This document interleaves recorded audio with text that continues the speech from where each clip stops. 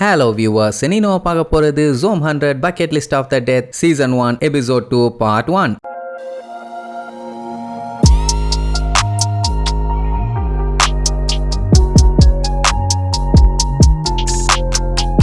Open பண்ணா நம்மளு கம்ப்யூட்டர்ல உட்காந்து பயங்கரமா வேலை பார்த்துக்கிட்டு இருக்கான். அப்ப அவனோட மேனேஜர் டேபிள தட்டி தட்டி கத்துறான். அட வேற ஒண்ணும் இல்ல, காலையில ஃபீவர்னு சொல்லியிருப்பான். இதெல்லாம் ஒரு விஷயமா? 2 மாத்திரைய வாயில போட்டுட்டு வேலைய பாடுறா விளக்கெண்ணன்னு சொல்லிட்டு அவன் தட்டுற தட்டுல டேபிள் பூரா ரத்தம். ஆபீஸ்ல யாருமே இல்ல, நம்ம பையன் மட்டும் தான் உட்காந்துக்கிட்டு இருக்கான். வேலையை முடிக்கிற வரைக்கும் எவனுமே வெளியில போக கூடாதுன்னு வேற சொல்றான். அவன் கத்துற கத்துல நம்ம பையன் பயந்து போய் அழுதுகிட்டே என்ன மன்னிச்சிருங்க, நான் எப்படியாச்சும் வேலையை முடிச்சிடுறேன் அப்படின்னு பதறி அடிச்சு எந்திரிக்கிறான். என்னடா இவ்வளவு நேரம் கனவு கண்டிருக்கான். என்னதான் வேலையை விட்டு நின்னாலும் விடாது கருப்பு மாதிரி தூக்கத்துல கூட அந்த கம்பெனி ஆளுங்க வேலை செய்ய சொல்லி உயிரை வாங்குறானுங்க. அப்புறம் தான் பயலுக்கே ஞாபகம் வருது, இனிமேட்டு தான் நம்ம ஆபீஸ்க்கே போக தேவையில்லையேன்னு. அந்த ஆபீஸ்க்கு போனதுக்கு அப்புறம் இப்பதான் கொஞ்சம் நிம்மதியா தூங்கி இருக்கான். பால்கனில வந்து நின்னுகிட்டு குட் மார்னிங் காய்ஸ், இனி வெக்கேஷனை மொத்தமா சேர்த்தி வச்சு இன்னையில இருந்து கொண்டாட போறேன்பா. இது எல்லாத்தையுமே அங்க இருக்க ஜோம்பிஸ் கிட்ட சொல்லிக்கிட்டு இருப்பான். வீடெல்லாம் ரொம்ப குப்பையா இருக்குதுல்ல, அதனால அது எல்லாத்தையுமே கிளீன் பண்ணி குப்பையெல்லாம் கொண்டு போய் கொட்டலாம் மாட்டான். தூக்கிட்டு அவன் பாட்டுக்கு பால்கனில இருந்து வீசுவான்.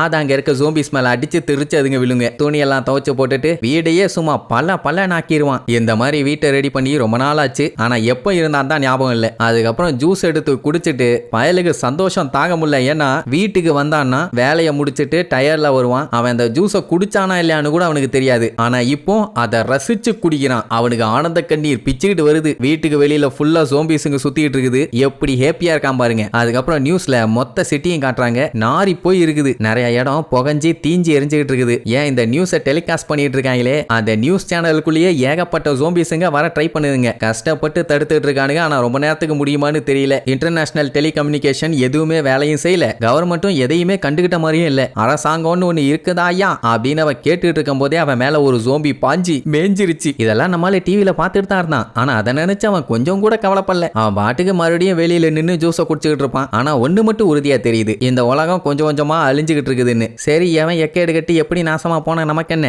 சாலியா ஜூஸை குடிச்சுக்கிட்டு மிச்சம் இருக்க லைஃபை என்ஜாய் பண்ண வேண்டியதான். அதுவும் வேற லெவல்ல என்ஜாய் பண்ணணும் அப்படின்ட்டு அடுத்த டின்னை எடுக்கிறதுக்காக ஃப்ரிட்ஜை ஓபன் பண்ணா உள்ள அவனோட ஃபேவரட்டான ஜூஸ் இல்லை. பயலுக்கு தலையில இட்டியே விழுந்த மாதிரி ஆயிடுச்சு. அங்க எங்கன்னு எல்லா இடத்தையும் தேடி பார்ப்பான், எங்கேயுமே இல்ல. நாள் ஃபுல்லா அதை குடிச்சு என்ஜாய் பண்ணிட்டு தெரியலான்னு பார்த்தான். இப்போ ஒண்ணுமே இல்லையா. அந்த ஜூஸை வாங்க இப்ப நம்ம பையன் கடைக்கு போயே ஆகணும். சரின்ட்டு அப்படியே அந்த ரோட வந்து எட்டி பார்ப்பான். தெருவுல போயிட்டு இருக்க ஒரு ஜோம்பி அப்படியே டப்புனு இவனை திரும்பி பார்த்து இன்னைக்கு டின்னர் ரெடிங்கிற மாதிரியே லுக் விடும். ஆத்தா ஆள விடு, நான் சாப்பிடலான்ட்டு பார்த்தா என்ன சாப்பிட்டு இது பிளான் பண்ணிட்டு இருக்குது. வேற என்ன பண்றது, ஜூஸை குடிக்கணும்னு உள்ளுக்குள்ள வெறி. அந்த வெறியோட போனா ஜோம்பிஸுங்க சொரின்னு சொரிஞ்சு விட்டுரும். சப்போஸ் மாறிட்டாலும் சங்குதான். சரி போயிருவோன்னு முடிவு பண்ணிட்டான். அதே நேரம் நம்மால இருக்க அபார்ட்மெண்ட்டோட கீழ் ஃப்ளோர்ல இருக்க ஒரு ஃபேமிலி வெளியில போக முடியாம பயந்துகிட்டு இருக்காங்க. ஏன்னா டோர் கிட்ட 4-5 ஜோம்பிஸுங்க சுத்திட்டு இருக்குதுங்க. அந்த ஆளு ஒய்ஃப் கண்டிப்பா நம்மளை காப்பாத்த யாரும் வரமாட்டாங்கன்னு நினைச்சு ரொம்ப ஃபீல் பண்ணி அழுவா. சரி பொறுத்துட்டோம், இன்னும் ஒரு நாள் வெயிட் பண்ணி பார்ப்போம், டெஃபினட்டா காப்பாத்த ஆள் வருவாங்க அப்படின்ட்டு எவ்வளவுதான் சொன்னாலும் அவன் நம்புற மாதிரி இல்ல. அவ்வளவுதான் முடிஞ்ச ஜோலி நம்ம காலின்னு ஃபீல் பண்ணி புலம்பிட்டு இருப்பா. இவனும் பால்கனில வந்து நின்று ரொம்ப ஃபீல் பண்ணி யாராச்சும் காப்பாத்துங்கன்னு திரும்பும் போது நம்ம பையன் பைப் வழியா இறங்கிட்டு இருப்பான். 2 பேரும் பார்த்து பீதியில கத்த ஆரம்பிச்சிருவாங்க. ஃபர்ஸ்ட் ஜோம்பின்னு நினைச்சு 2 பேரும் பயப்படுவாங்க. ஆனா அதுக்கப்புறம் நம்ம பையன் மேல் ஃப்ளோர்ல தான் இருக்கேன், என்னால படி வழியா இறங்கி வர முடியல, படிக்கட்டு ஃபுல்லா ஜோம்பிஸும்பா. உடனே அவங்களும் சரி சீக்கிரமா உள்ள வந்துரு, இல்ல ஏதாச்சும் ஜோம்பிஸ் வந்து கடிச்சிருவாங்க. இல்ல நான் கடைக்கு போறேன்பா. அவங்களுக்கு ஷாக்கா இருக்கும், இவ்வளவு ஜோம்பிஸுங்க இருக்குது, கேஷுவலா கடைக்கு போறேன்னு சொல்றானேன்னு. அதுக்கப்புறம் மாத்தி இன்ட்ரோடியூஸ் ஆயிக்குவாங்க. அப்புறம் நம்ம பையன் கிளம்பும் போது உங்களுக்கு ஏதாச்சும் வேணுமான்னு கேட்டுக்கிட்டே போவான். எது கிடைச்சாலும் வாங்கிட்டு வான உடனே அவனும் சரி ஓகேன்ட்டு அங்க இருந்து கிளம்பிடுவான். அந்த டைம் தெருவுல இருந்த ஜோம்பிஸ் எல்லாம் திடீர்னு ஒரு சைடா நோக்கி வேகமா போவாங்க. என்னடான்னு பார்த்தா நம்ம பையன் தான் சைக்கிள்ல ஜோம்பிஸ் கிட்ட இருந்து எஸ்கேப் ஆகி போயிட்டு இருக்கான். ஆனா ஒன்ன மட்டும் முடிவு பண்ணிட்டான், ஜோம்பிஸ் கிட்ட கடி வாங்கினாலும் சரி இன்னைக்கு நான் ஜூஸ் குடிக்காம விட மாட்டேன்னு ஒரு பெரிய கூட்டத்துக்கிட்ட இருந்தே எஸ்கேப் ஆகி ஒரு வழியா கடைக்கு வந்து சேர்ந்துருவான். அவன் சைக்கிளை விடும்போது பக்கத்துல இருக்க சைக்கிள்ல ஒரு கேமரா இருக்கும். அது நம்மால அப்படியே ஜூம் பண்ணி பார்க்கும். அவன் அதெல்லாம் கண்டுக்கல. ஸ்டவ் மேல கடாய்க்கு அந்த பக்கம் கவாயின்னு அவன் பாட்டுக்கு பாடிட்டு உள்ள போவான். அப்படி போன இடத்துல அங்க ஒரு பொண்ணை பார்ப்பான். பார்த்துட்டு அப்படியே ஷாக் ஆயிருவான். என்ன இங்க ஒருத்தி நல்லா இருக்கா மாறாம இருக்கான்னு. இவ்வளவு அழகா ஒருத்தி இருந்திருக்கா, அவசரப்பட்டு கவாயின்னு வேற பாடிட்டு வந்துட்டேனே, எப்படியாச்சும் சமாளிப்போம். மேடம் நீங்களும் இங்க தான் வந்து பர்ச்சேஸ்க்கு வருவீங்களா? நான் அடிக்கடி இங்க தான் வருவேன். என் ஜோம்பி ஃப்ரெண்டு வீடு இங்க தான், கச்சேரிக்கெல்லாம் ஒன்னா தான் போவோம். 2 பேரும் சேர்ந்து அப்படியே கிட்டாரை ஊத ஆரம்பிச்சோம்னா அப்படி இருக்கும். கின்னஸ் கிண்டி ரெக்கார்டே எனக்கு தான் தர்றாங்க, வேணான்னு சொல்லிட்டேனே அப்படின்ட்டு எவ்வளவோ பேசி பார்ப்பான். அவ கொஞ்சம் கூட கண்டுக்கிற மாதிரியே இல்ல. ஜூஸ் குடிச்சிட்டே அப்படியே நின்னு கோரின்னு ஆரம்பிச்சேன்னு வைங்களேன், அப்படிங்கறக்குள்ள அவ நிக்காம அங்க இருந்து கிளம்பிடுவா. ஆனாலும் பைய விடாம பின்னாடி போய் மறுபடியும் பேச்சு கொடுத்துக்கிட்டே நம்பர் கேட்பானா, போன் எடுப்பா. ஆனா நம்பர்லாம் கொடுக்க மாட்டா. ஏன்டா எருமை, உயிரை பணைய வச்சு இவ்வளவு தூரம் வந்து இந்த ஜூஸ் பாட்டில் ஆடா வாங்குவ, லூசு பையலன்னு சொல்லிட்டு இருக்கும் போது அவ போனை காட்டுறாங்க. வெளியில ஒரு கேமரா நம்மால போக்கஸ் பண்ணிட்டு இருந்துச்சுல்ல, கடைக்குள்ள ஏதாச்சும் ஜோம்பி வருதான்னு பாக்குறதுக்காக வச்சிருப்பான். உலகமே பேண்டமிக்ல இருக்கும்போது இந்த மாதிரி நல்லா இருக்கவங்க ஒன்னு ரெண்டு பேரும் மீட் பண்ணாங்கன்னா ஒன்னா சேஃப்டியா இருந்துக்க தானே பாப்பாங்க. பட் அவ இவனை வேண்டாம்பா.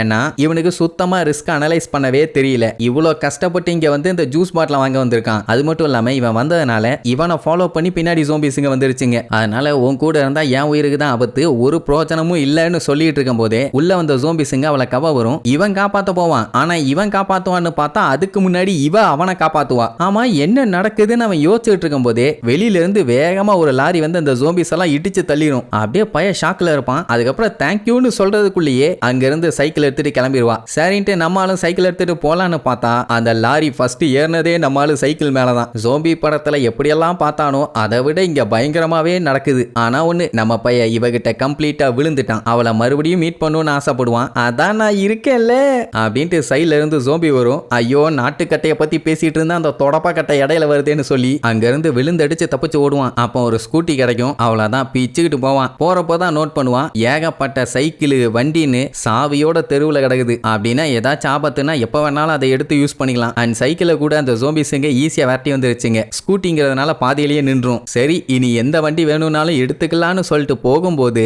வழியில லோரி ரிச்சர்ட்சன் பைக்கை பார்ப்பான். அவ்வளவுதான் பயல கையில பிடிக்க முடியல. சந்தோஷத்துல அடிச்சு ஓட்டிக்கிட்டு வீலிங் எல்லாம் பண்ணிக்கிட்டு போவான். போனவன் ஒரு வழியா சேஃப்டியா வண்டியை கொண்டு போய் நிப்பாட்டிட்டு எப்படி பைப் வழியா கீழே இறங்கி வந்தானோ அதே பைப் வழியா மேலே ஏறி போவான். போறப்ப இடையில ஒரு ஃபேமிலி இருந்தாங்களே, அவங்கள கூப்பிட்டு அவங்களுக்கு எடுத்துட்டு வந்த ஐட்டத்தை எல்லாம் கொடுத்துடலான்னு பார்த்தா மொத்த வீடும் ரத்தக்கரையா இருக்கும். பயத்துல டோரை திறந்தாங்களா இல்ல டோரை உடச்சுக்கிட்டு ஜோம்பிஸுங்க உள்ள வந்துச்சான்னு தெரியல. ஆனா அவங்க ரெண்டு பேருமே செத்து போயிட்டாங்க. சரி இனி இதுக்கப்புறம் நம்ம பயலோட நிலைமை என்ன ஆக போகுதுன்னு அடுத்தடுத்த எபிசோட்ல பார்க்கலாம். டாடா.